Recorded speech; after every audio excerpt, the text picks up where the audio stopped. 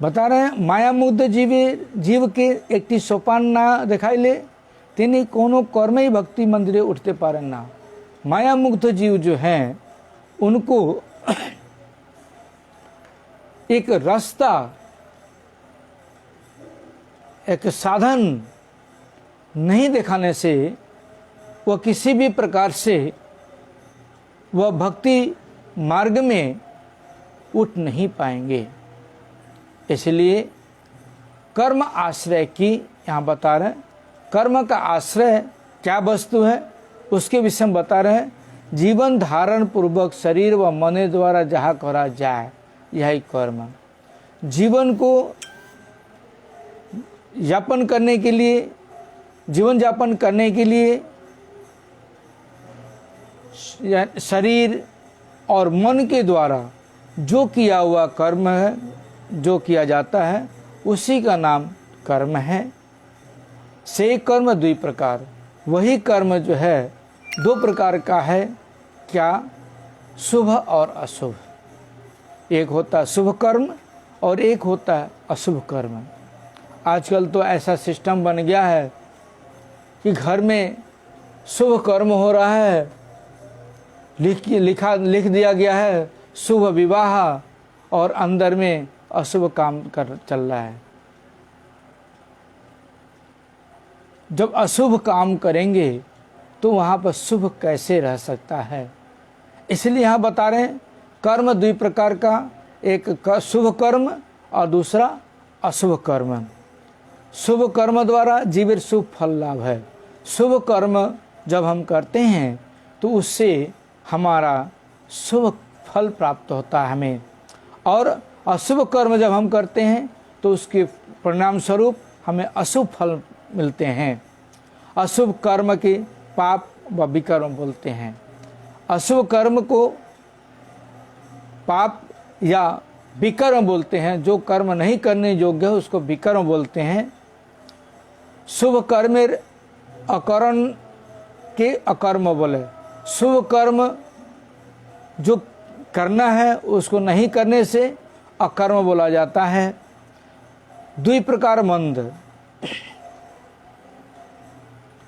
दो प्रकार का कर्म है, दो प्रकार का विकर्म और अकर्म, दोनों ही मंद है, दोनों ही बेकार की चीजें हैं, दोनों ही अच्छा चीज नहीं है। इसके विषय में बता रहे हैं शुभ कर्म ही अच्छा है। तहा अबार तीन प्रकार, शुभ कर्म भी तीन प्रकार के बता रहे हैं यहाँ पर, अर्थात नित्य, नैमित्तिक एवं काम्य। काम्य कर्म नितांत स्वार्थ पर बलिया हेय। काम्य जो कामना हेतु जो कर्म है वह करने से वह क्या है? स्वार्थ पर है। स्वार्थपर होने से ही उसको सबसे निकृष्ट बोला गया है। नित्य व नैमित्तिक कर्म शास्त्रीय उपदिष्ट, ये दो प्रकार के कर्म ही शास्त्र में उपदिष्ट हैं। जो नित्य और नैमित्तिक कर्म है उसी को शास्त्र में निर्दिष्ट किया गया है। हेयत्व उपादेय देता विचार पूर्वक शास्त्रीय नित्य नैमित व काम कर्म के कर्म बोले, अकर्म विकर्म के कर्म बोले ना। यहाँ बता रहे हैं कि निकृष्ट और उपादेय, उपादेय मतलब श्रेष्ठत्व के विचार करने से पता लगता है शास्त्र के अनुसार कि नित्य और नैमित्तिक एवं कामना रूपी कर्म के ही कर्म बोलते हैं।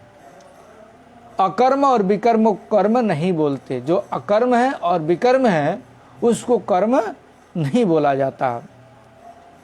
शरीर काम्य कर्म जखन हे बलिए त्याज्य छे तखन नित्य नैमित्तिक कर्म ही कर्म। काम्य जो कर्म है जब उसको नितांत घृणित बोल करके त्याग दिया गया है तब नित्य और नैमित्तिक कर्म ही कर्म शुद्ध रूप से माना जा सकता है। शरीर, मन, समाज व परलोकेर मंगलजनक कर्म के नित्य कर्म बोलें। शरीर को, मन को, समाज एवं परलोक के मंगल जनक जो कर्म है उसी को नित्य कर्म बोलते हैं। शरीर के लिए किया हुआ कर्म, मन के लिए किया हुआ कर्म, समाज के लिए किया हुआ कर्म, परलोक के लिए किया हुआ कर्म, उसी को नित्य कर्म बोला जाता है। नित्य कर्म सकलेरी कर्तव्य कर्म। नित्य कर्म जो है सबके लिए अनिवार्य है, सबके लिए कर्तव्य है नित्य कर्म करना, चाहे वह सन्यासी हो, चाहे ब्रह्मचारी हो, चाहे गृहस्थी हो, चाहे वानप्रस्थी हो, चाहे ब्राह्मण हो, क्षत्रिय हो, वैश्य हो, शूद्र हो, सबके लिए एक कर्म कर्तव्य है, कर्म करना, नित्य कर्म करना कर्तव्य है। जे सकल कर्म कौन निमित्त के आशय करिया जखन जखन नित्य कर्म न्याय कर्तव्य है तखन ताके नैमित्तिक कर्म बोले। यहाँ बता रहे हैं कि जो सारे कर्म को नित्य कर्म सकलेरी कर्तव्य कर्म, जे सकल कर्म, जो सारे कर्म किसी निमित्त के लिए, किसी निमित्त को आश्रय करके जब जब नित्य कर्म के तरह कर्तव्य होता है तब तक तखन तहा के नैमित्तिक कर्म भले। यहाँ पर बता रहे हैं कि जब सारे कर्म, किसी भी कर्म को जब करते हैं किसी निमित्तिक के उद्देश्य से उसका आश्रय ग्रहण करके जब करते हैं तो नित्य कर्म भी नित्य कर्म की तरह कर्तव्य हो जाता है। तब वह क्या होता है, नैमित्तिक कर्म फल देता है, उसको नैमित्तिक कर्म बोलते हैं। संध्या, बंधन, पवित्र उपाय द्वारा शरीर व समाज संरक्षण, सत्य व्यवहार और पाल्य पालन, ये नित्य सकल नित्य कर्म बता रहे हैं। शरीर व समाज का संरक्षण, सत्य वचन और व्यवहार एवं पालन करना, पाल्य होना करना, ये सारी चीज़ें नित्य कर्म है। मृत पिता माता प्रति कर्तव्याचरण प्रवृत्ति व पाप उपस्थित हैले प्राश्चित ये समस्त नैमित्तिक कर्म। जो पिता अंतर्ध्यान हो गए हैं, जो पिता परलोक गमन को चले गए हैं, परलोक को चले गए हैं, ऐसे पिता माता के प्रति जो कर्तव्य आचरण है और पाप में उपस्थित होने पर, पापाचरण में उपस्थित होने पर, जैसे पापाचरण में जब पापाचरण करते हैं तो उसका जो प्रायश्चित होता है, ये सारी चीज़ें ही नैमित्तिक कार्य हो जाता है। ये नित्य नैमित्तिक कर्म सुंदर रूपे जहाते जगते अनुष्ठित हैते पारे, ए रूप विधान करिवार अभिप्राय शास्त्र कर्तिगण मानवगणेर स्वभाव और स्वाभाविक अधिकार विचार पूर्वक वर्णाश्रम नामे एक धर्म व्यवस्था करियछन। बता रहे इस प्रकार से नित्य और नैमित्तिक कर्म को सुंदर रूप से, जिससे जगत में अनुष्ठित हो सके, इसलिए इस प्रकार से विधान करने के उद्देश्य से, विधान करने के अभिप्राय से जो शास्त्र कर्ती, जो शास्त्र रचना करने वाले ऋषि मुनि हैं, वह लोग स्वभाव, मानव के स्वभाव और स्वाभाविक उसका जो अधिकार है उसका विचार पूर्वक वर्णाश्रम धर्म का, वर्णाश्रम नाम रूपी एक धर्म की व्यवस्था किए हुए हैं। यही व्यवस्था मर्म एजे कर्मानुष्ठान योग्य मानव वृंद स्वभावतः 4 प्रकार अर्थात ब्राह्मण, क्षत्रिय, वैश्य, शूद्र। इस व्यवस्था का मर्म यही है कि कर्म अनुष्ठान के योग्य जिस प्रकार से कर्म अनुष्ठान के योग्य है, उस ऐसे मानव लोगों का स्वभाव 4 प्रकार के बता रहे हैं। कैसा 4 प्रकार स्वभाव क्या है? ब्राह्मण, क्षत्रिय, वैश्य, शूद्र। यानी ब्राह्मण है, क्षत्रिय, वैश्य है, शूद्र हैं। तहारा जे अवस्था अवलंबन पूर्वक संसारे अवस्थित हन तारा चारि प्रकार ताहार नाम आश्रय। वह जिस प्रकार से जिस अवस्था को अवलंबन करके संसार में रहते हैं, उसी का नाम, वही 4 प्रकार का उसका नाम है। जिस प्रकार जिस अवस्था में वो रहते हैं वह 4 प्रकार के उसका नाम है। गृहस्थ, वन ब्रह्मचारी, वानप्रस्थी, सन्यासी, दिगर 4टी आश्रम। ये जिस प्रकार से वो आश्रम में रहते हैं, 4 प्रकार से रहते हैं, उसका नाम है ब्रह्मचारी, गृहस्थी और वानप्रस्थी, सन्यासी। ये 4 आश्रम है। जहारा अकर्म और विकर्म प्रिय, तारा त्यज वर्ण व निराश्रय। जो अकर्म को प्रिय मानते हैं और विकर्म को प्रिय मानते हैं, वही अत्यंज वर्ण है, निराश्रय हैं। अत्यंज जिसको वर्णाश्रम धर्म से त्याग कर दिया गया है, उसी को त्यज बोला जाता है। उनको वर्णाश्रम धर्म में नहीं लिया जाता, इसलिए उनका कोई आश्रम नहीं है।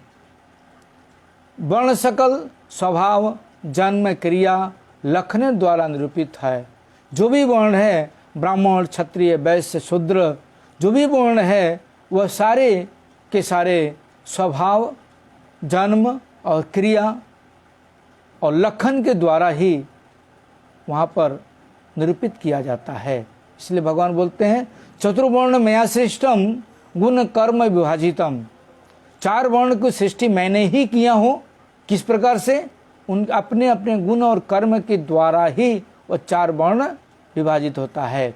जाति से वर्ण की विभाजना नहीं होती है। ब्राह्मण होकर के अगर वो बढ़ई का काज करता हो, कारपेंटर का काज करता हो, तो ब्राह्मण कैसे हो गया? वो तो शूद्र हो गया। ब्राह्मण होकर के और उसका जूते का दुकान हो तो ब्राह्मण कैसा? वो ब्राह्मण नहीं है, जो क्षुद्र है। अगर क्षुद्र होकर के ब्राह्मणोचित कर्म कर रहा है तो क्षुद्र नहीं है, वो ब्राह्मण है। इसलिए कर्म के अनुसार ही उसकी जाति निरूपित होती है। इसलिए गीता में स्वयं भगवान ने बोल दिया है कि चतुर्वर्ण मया सृष्टम गुण कर्म विभाजितम। 4 वर्ण की सृष्टि मैंने ही किया हूँ। किस प्रकार से? गुण और कर्मों के द्वारा उसका विभाग करके। इसलिए यहाँ पे बता रहे हैं स्वभाव, जन्म, क्रिया व लक्षण के द्वारा ही निरूपित होता है। जेखाने केवल जन्मेर द्वारा वर्ण निरूपण, सेखाने तात्पर्य हानि एकमात्र फल। जहाँ पर बता रहे हैं कि जन्म के द्वारा वर्ण को निरूपण किया जाता है, वर्ण की स्थापना की जाती है, वहाँ पर उसका तात्पर्य हो जाता है हानि। उसकी हानि ही एकमात्र फल होती है। विवाहित अवस्था, अविवाहित अवस्था व स्त्री संग त्यागेर पर विरागेर अवस्था अनुसारे आश्रम सकल निर्दिष्ट है। 6 यहाँ बता रहे हैं कि विवाह करने के बाद जो अवस्था है, अविवाहित की अवस्था, विवाहित बिना विवाह किए है, और स्त्री संग का त्याग करने के बाद जो विराग, जो वैराग्य उत्पन्न होता है अवस्था, इस अवस्था के अनुसार ही आश्रम को निर्दिष्ट किया गया है। विवाहित अवस्था है गृहस्थ आश्रम। जीव जब विवाहित अवस्था में प्रवेश करता है, विवाह जब कर लेता है, तब वह गृहस्थ आश्रम में चला जाता है। अविवाहित अवस्था है ब्रह्मचारी आश्रम। जब वो विवाह नहीं करता है और वो तब उसको उस अवस्था में ब्रह्मचारी बोला जाता है। स्त्री संग विरक्त अवस्था है वानप्रस्थ। जब स्त्री संग से विरक्त हो जाता है तब उसको वानप्रस्थ बोलते हैं, एवं उसके ऊपर जब उठता है तब वो संन्यास आश्रम बोला जाता है। इस प्रकार से बता रहे हैं संन्यास ही सर्वश्रेष्ठ आश्रम। संन्यास ही सारे श्रेष्ठ आश्रमों में सबसे श्रेष्ठ आश्रम है, और वर्ण में ब्राह्मण ही सर्वश्रेष्ठ है। भागवत के श्लोक के सिद्धांत के अनुसार यहाँ बता रहे हैं, वर्णानामाश्रयाणांच जन्मभूम्या अनुसारिणी आसन प्रकृतयो निर्णांग नीच उत्तमोत्तमः समो दमः तपः शौचं संतोषः शांतिराजवं मदभक्तिश्च दया सत्यं ब्रह्म प्रकृतिः त्वयिमः तेजो बलं धृतिः धैर्यं तितिक्षौदार्यम् उद्यमम् धैर्यं ब्राह्मण्य ऐश्वर्यं छत्र प्रकृतिः त्वयिमः आस्तिक्य दान निष्ठा च अदन्तो ब्रह्म सेवनम् अतुष्ठिरथो अथोपचयैः वैश्य प्रकृतिः त्वयिमः सुरसूनं द्विजगवां देवानांच अपि मया तत् लब्धेन संतोष शूद्र प्रकृतिः त्वयिमा अशोचं नृतं स्तेयं नास्तिक्यं शुष्क विग्रह कामः क्रोधश्च तर्षयश्च स भावो अन्त्या वसायिनाम् अहिंसा सत्यम अस्तेयम् अकाम क्रोध लोभता भूतप्रिय हितेहा च धर्मो अयं सार्ववनिकः। इसकी व्याख्या में बताते हैं, पहले श्लोक की व्याख्या में, वर्ण एवं आश्रमेर जन्म स्थान अनुसारे मनुष्य नीच व उत्तम प्रकृति उत्पन्न हैल्यो पद व यहाँ बता रहे हैं कि वर्ण एवं आश्रम जन्म स्थान अनुसारे, वर्ण और आश्रम जन्म के अनुसार ही मनुष्य का नीच और उत्तम प्रकृति में उत्पन्न हुआ है। कैसे? पद एवं जघन पदेश नीच स्थान, जंघा और पद या नीच स्थान है। ताहित क्षुद्र वर्ण, भगवान के शरीर से जंघा और पद से शूद्र की उत्पत्ति हुई है। गृहस्थ आश्रम उत्पन्न हयाते शूद्र व गृही गणे नीच प्रवृत्ति। गृहस्थ आश्रम में उत्पन्न होने के कारण शूद्र व गृही गणे नीच प्रवृत्ति है। समदम तपस्या, पवित्रता, संतोष, क्षमा, सरलता, अमाते भगवान में भक्ति, पर दुखे कातरता, सत्य, ये समस्त ब्राह्मण प्रवृत्ति। ब्राह्मण की क्या प्रवृत्ति है उसके विषय में बता रहे हैं। सम, दम, क्षमा, दया, तपस्या, पवित्रता, शुद्धता, संतोष, सरलता, भगवान में भक्ति, पर दुख को देख करके कातर और सत्य, यही समस्त ब्राह्मण प्रवृत्ति, यही सब ब्राह्मण की प्रवृत्ति है। प्रताप, बल, धैर्य, वीरत्व, सहिष्णुता, उदारता, उद्यम, स्थैर्य, धैर्य, स्थैर्य एवं ऐश्वर्य, ये सकल क्षत्रिय स्वभाव यहाँ बता रहे हैं। प्रतापवान होना, बल, धैर्यवान होना, वीरत्व होना, सहिष्णुता होना, उदारता होना, उद्यमी होना, स्थैर्य, अस्थायी होना, स्थिर एवं ऐश्वर्य, यह सारी चीज़ें जो है क्षत्रिय के लक्षण बता रहे हैं। भगवान में विश्वास, दान, निष्ठा, भगवान में विश्वास और दान में निष्ठा, निष्कपटता, निष्कपट होना, ब्राह्मण की सेवा, अर्थ वृद्धि विषय प्रयत्न, अर्थ संग्रह करने में प्रयत्न, यह सारे काम जो है वैश्य के स्वभाव हैं। देव द्विज एवं गो सकलेर अकपट परिचर्या एवं गो द्विज देव शुश्रूषा द्वारा लब्ध अर्थ संतोष एवं सब संतोष ये समझते शुद्ध स्वभाव। यहाँ बता रहे हैं देव मन देवता, द्विज माने ब्राह्मण एवं गो सकलेर अकपटे वैश्य लोग की सेवा, अपकट रूप से परिचर्या उनकी सेवा, एवं गो द्विज देव शुश्रूषा उनकी सेवा शुश्रूषा करना, गाय का, ब्राह्मण का, देवता का सेवा शुश्रूषा करना, उनसे जो प्राप्त अर्थ में संतोष, यही समस्त शूद्र का स्वभाव है। अपवित्रता, मिथ्या, चौर्य, पर काले अविश्वास, अनर्थ, कलह, काम, क्रोध, असत विषय लोभ, यही सकल आश्रम भ्रष्ट अत्यंत गणेर प्रवृत्ति।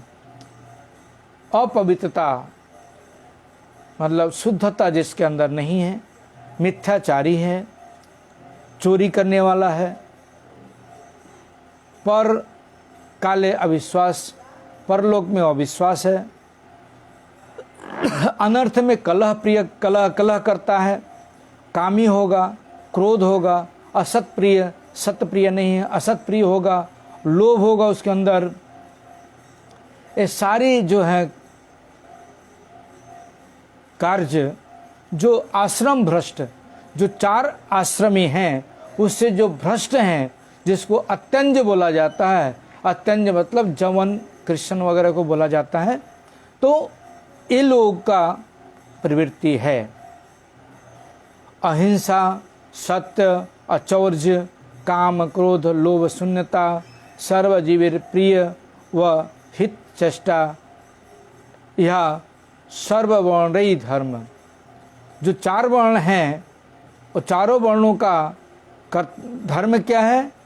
अहिंसा, हिंसा नहीं करना, सत्य रहना, अचौर्य, चोरी नहीं करना, काम, क्रोध, लोभ, शून्यता, काम, क्रोध और लोभ में शून्यता है, सारे जीवों के प्रति प्रियता और हित चेष्टा, सब सारे जीवों के प्रति हित चेष्टा, यही सारे वर्णों का धर्म है। यहाँ पर वह आगे बताते हैं वैष्णवदास जी कि ये विद्वत सभाएं शास्त्र वाक्य बलिवा मात्र सकले अर्थ अनुभव करते छन, अतएव आमी श्लोकगुलिर अनुवाद करते छिना। यहाँ पर बता रहे हैं वैष्णवदास जी कि विद्वत सभा में जो यहाँ पर वैष्णव सभा जो बैठा हुआ है, यहाँ पर जो श्लोक मैंने बताया, इस श्लोक की व्याख्या में जो मैंने श्लोक बोला उसका अनुभव सब लोग कर रहे हैं, उसका श्लोक की व्याख्या मैं करना नहीं चाहता। आमी केवल यही मात्र बोलते छी जे वर्ण व आश्रम अव्यवस्थाई वैध जीवनेर मूल। बता रहे हैं कि मैं केवल यही बोलना चाहता हूँ कि वर्ण एवं आश्रम जो व्यवस्था है, यही विधि मार्गे जीवन का मूल है।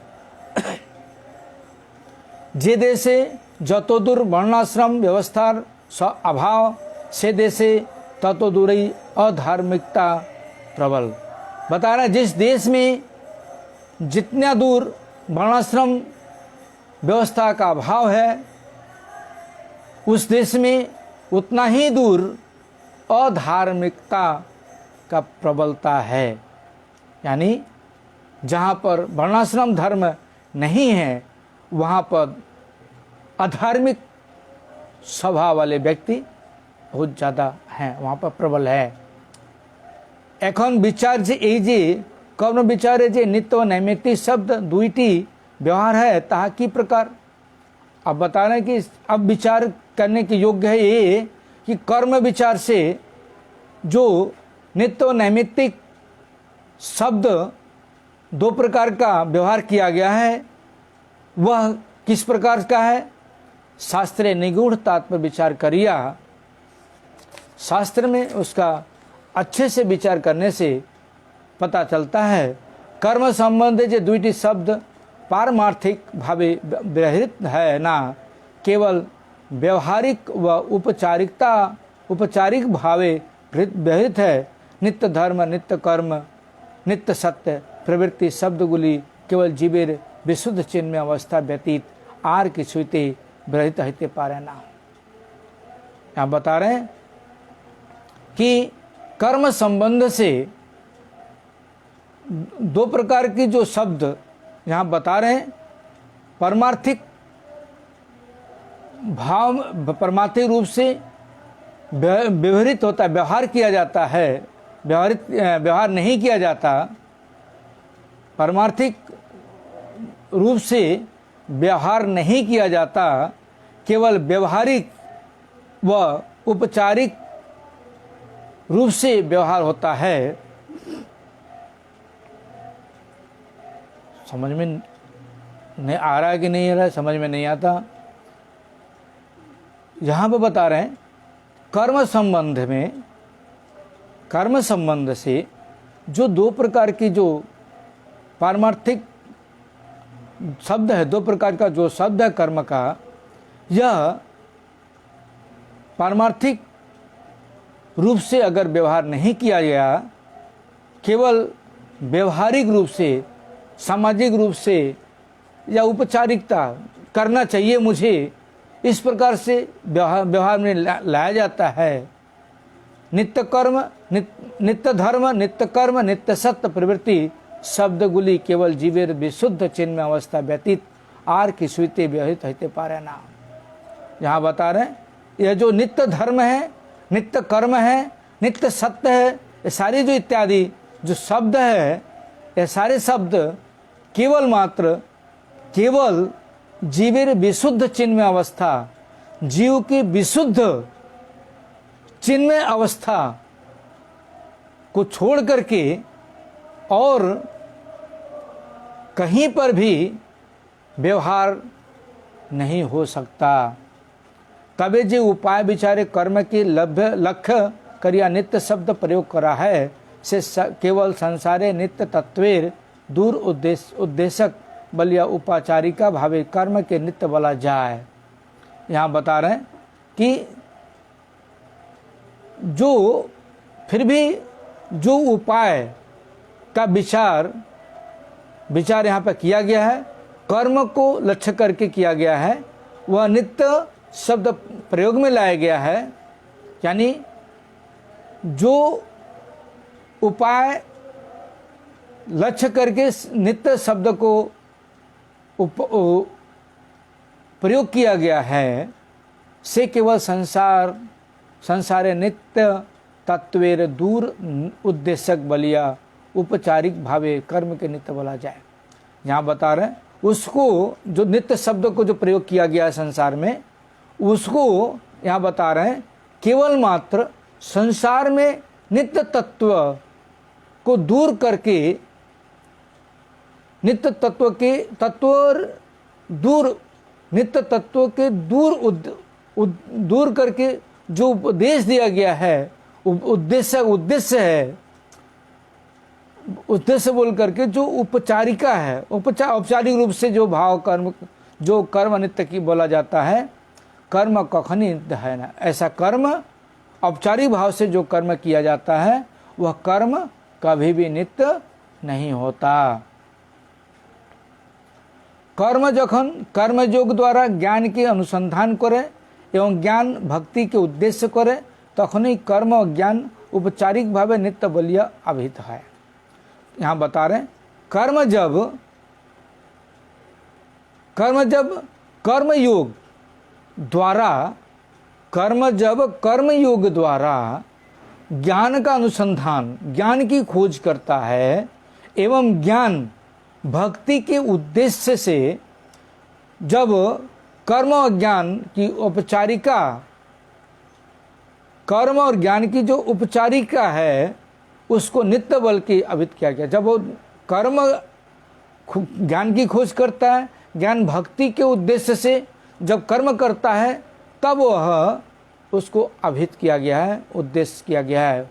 ब्राह्मणेर संध्या बंदन के नित्य कर्म बलिले एकमात्र बुझाए जे शारीरिक भौतिक क्रियार मध्य भक्ति के दूर रहते उद्देश्य करीबार जे पंथा करा है। यहाँ बता रहा ब्राह्मणों की जो संध्या बंदन आदि जो है वह नित्य कर्म बोलने से एकमात्र यही समझ में आता है कि शारीरिक एवं भौतिक क्रिया के द्वारा के बीच में भक्ति को दूर से उद्देश्य करने के लिए, भक्ति को दूर से उद्देश्य करने के लिए ये पंथा अवलंबन किया गया है। तहा नित्य साधक बलिया नित्य और वस्तुतः नित्य न है। वह ब्राह्मण को नित्य साधक बोल करके नित्य माना जाता है, लेकिन बता रहे हैं वस्तुतः वह नित्य नहीं है। यह नाम उपचार, इसी का नाम उपचार है।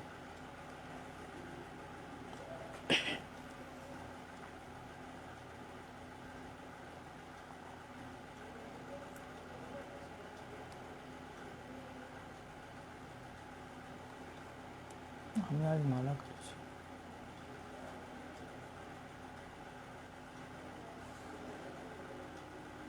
आज यहीं तक, बाकी कल।